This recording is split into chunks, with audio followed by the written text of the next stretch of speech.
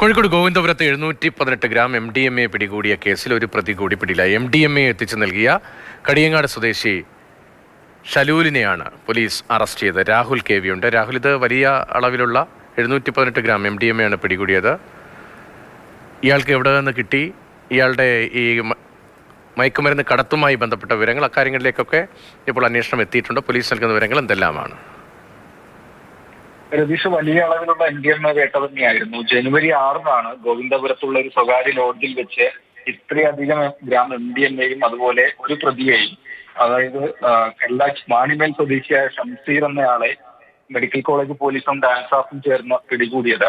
അതിന് പിന്നാലെ പോലീസ് അന്വേഷണം നടത്തി വരികയായിരുന്നു. കേസിൽ നാലാമത്തെ പ്രതിയാണ് ഇപ്പോൾ അറസ്റ്റിലായിട്ടുള്ളത്. ഇയാളാണ് MDMA, ഇത്രയും അളവിൽ MDMA സംഘത്തിന് എത്തിച്ചു നൽകിയിട്ടുള്ളതെന്നാണ് പോലീസ് കണ്ടെത്തിയിട്ടുള്ളത്.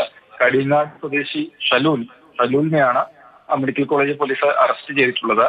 ഇതിനു മുൻപ് MDMA എത്തിച്ചിട്ടുണ്ട്. കൂടുതൽ വിശദമായ അന്വേഷണം നടക്കുന്നതെന്നാണ് പോലീസ് ഏതായാലും പറയുന്നത്. ഒപ്പം തന്നെ ഇയാൾ നാലാമത്തെ പ്രതിയാണ്. 2ഉം 3ഉം പ്രതികൾ ഈ കേസിൽ, ഈ ലഹരി കേസിലും ഉൾപ്പെട്ട ആളുകൾ മറ്റൊരു ലഹരി മരുന്ന് കേസുമായി ബന്ധപ്പെട്ട് അറസ്റ്റിലായി റിമാൻഡിൽ കഴിയുക കൂടിയാണ്.